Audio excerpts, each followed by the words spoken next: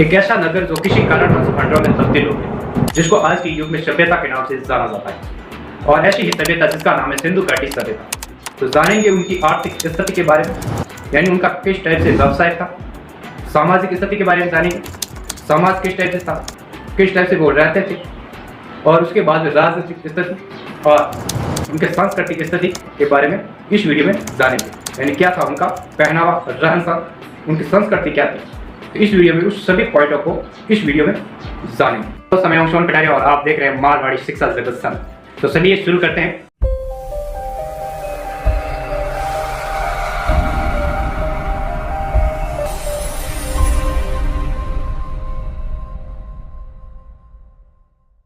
इस सिंधु घाटी सभ्यता को अन्य कई नामों से जाना जाता है। इसको हड़प्पा सभ्यता के नाम से जाना जाता है, इसको नगरीय सभ्यता भी कहते हैं, इसको मात्र शतात्मक सभ्यता तथा काशी युग सभ्यता के नाम से भी जाना जाता है।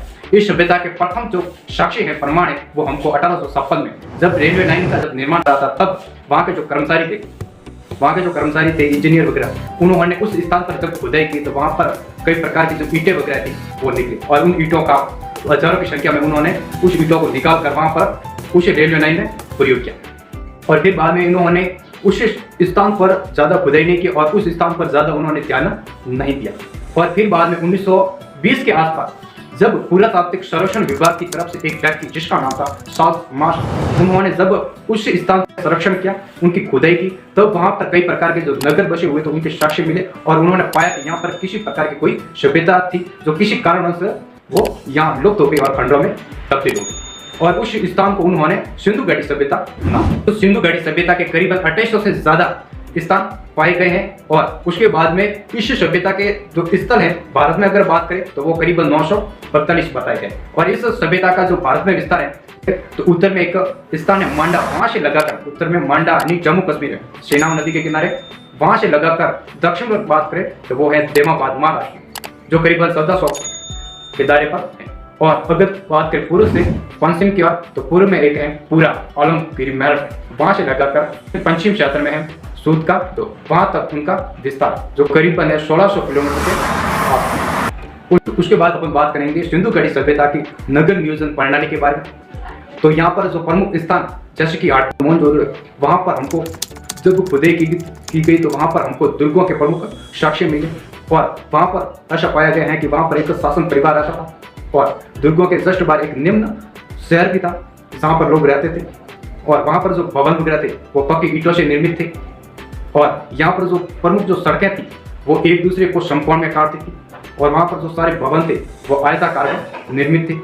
और यहाँ पर अगर अपन बात करें मोहनजोदड़ो में, तो वहाँ पर एक विशाल स्नानागार मिला है, और वहाँ पर जो स्नानागार है उनकी करीबन लंबाई की अपन बात करें तो 11.88 मीटर बताई गई है, और चौड़ाई की बात करें तो वो 7.1 मीटर है, और गहरे की बात करें तो 2.43 के आसपास बताई गई। और ये जो स्नानागार है उसके अंदर जाने के लिए सीढ़ियाँ भी थी जो कि पक्की ईंटों से निर्मित है, और उस स्नानागार के पास बड़े बड़े कमरे भी थी जहाँ पर कपड़े बनने के लिए प्रयोग किए जाते थे। जानेंगे यहाँ पर आर्थिक जीवन के बारे में। तो ये जो सिंधु घाटी सभ्यता है, इसकी जो अर्थव्यवस्था थी वो एक कृषि प्रधान थी, और ऐसा माना जाता है कि यहाँ पर जो जमीनें थी वो बड़ी उपजाऊ थी और बारिश भी अच्छी होती थी, और यहाँ के जो निवासी थे वो कपास की खेती करते थे, और उस निवासियों से ही विश्व में सबसे पहले कपास की खेती का शुभारंभ किया गया, और उसी की वजह से ही यूनान के लोग हैं वो घाटी सभ्यता के लोगों को शूडान करने लगे।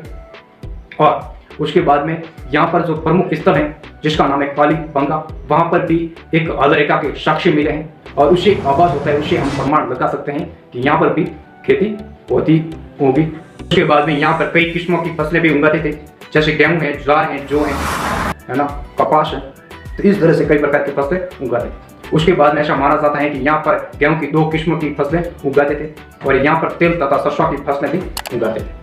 उसके बाद में यहाँ पर कई प्रकार के जो पशु वगैरह है वो भी पालते थे, जैसे शुअर हो गया, गाय, भैंस, कुत्ता, बिल्ली आदि जैसे जानवरों को पाला करते थे। उसके बाद अपन बात करेंगे यहाँ पर धार्मिक जीवन के बारे में। तो एक स्थान है हड़प्पा, तो वहां से ही पक्की मिट्टी के कई प्रकार की जो स्त्री की जो प्रतिमा है वो प्राप्त हुई है, और एक स्त्री की प्रतिमा के गर्भ से ही एक पौधा निकला हुआ दर्शाया गया है।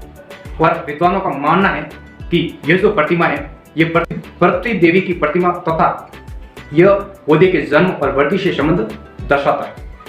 और उसके बाद अपन बात करें, एक स्थान है धौलावीरा, तो वहाँ से हमको कुएं के साक्ष्य मिले हैं और उस कुएं में सीढ़ियाँ भी जाती हैं और उस सीढ़ियों में एक खिड़की भी मिली है और उस खिड़की में हमको दीपक जलाने के साक्ष्य भी हैं और उससे हम प्रमाण लगा सकते हैं कि वहाँ पर किसी देवी या देवता की पूजा होती होगी।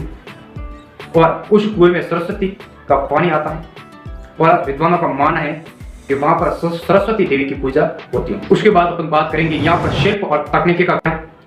तो यहाँ के जो निवासी थे उनको यहाँ पर कई प्रकार की धातुओं के जो औजार है, पत्थरों का बहुत सारा ज्ञान था।